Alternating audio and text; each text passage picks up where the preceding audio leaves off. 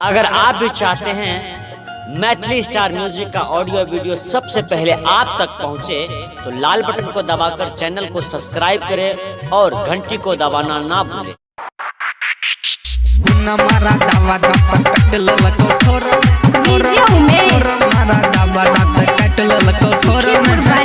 अभी अखने आप सब सुन रहल छी मैथिली स्टार म्यूजिक के। गेला गाछी घुमाइला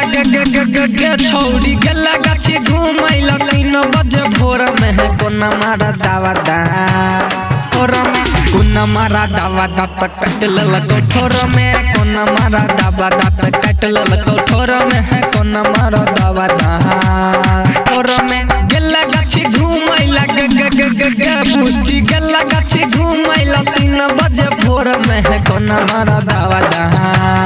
ठोर में कोना मारा दावा दात कट ललको ठोर में कोना मारा दावा दात कट ललको ठोर में है कोना मारा दावा दात ठोर में ठोर में ठोर में दावा दात कट ललको ठोर में है मैथिली स्टार म्यूजिक के गुप्ता म्यूजिक के गुप्ता म्यूजिक स्टूडियो जान गेलियो अब हम कर देबो हाला रसे रसे जान दे तो टोला मुहाला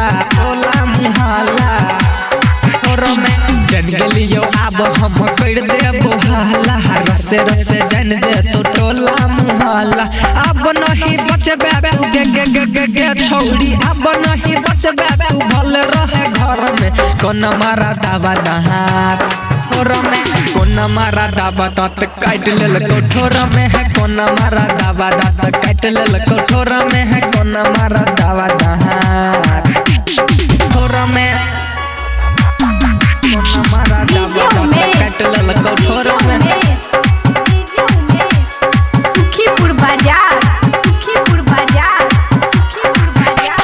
लाल बाबू सुवर के लगे बोला के है गायक परमद के दिला कनिया चिखा के और डीजे विकास के लगे बोला के है परमद के दिला तू कनिया चिखा के एगो छोरिया रहो गई एगो छोरिया रहो और तोरा जर में है कोना मारा दावा दात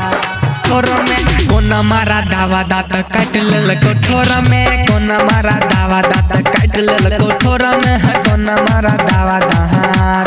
ठोर में गेला गाछी घुमाइला